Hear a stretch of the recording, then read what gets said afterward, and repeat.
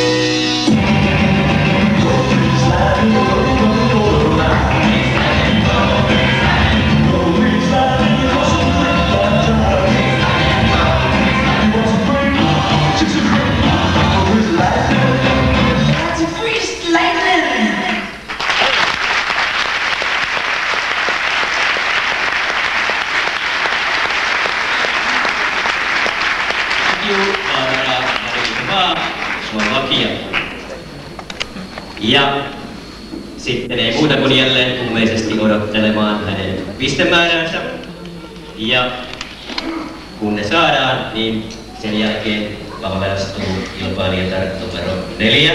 Hän tulee Bulgariasta ja nimeltään tämä bulgaaritar on Milena Tarnitskova.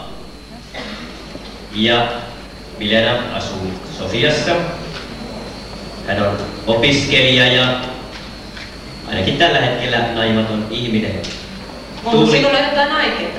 Ei ole aikeita, vaan ajattelinkin Tuuli kysäillä sinulta, että oletko itse huomannut tällä urheilija-aerobik-urallasi eroa, kun ihminen on naimisissa tai sitten hän ei ole naimisissa? Vaikuttaako se jollain tavalla urheilusuoritukseen? Sinullahan on nyt varmasti tämmöisiä hyvin muutaman hetken kokemuksia tästä asiasta.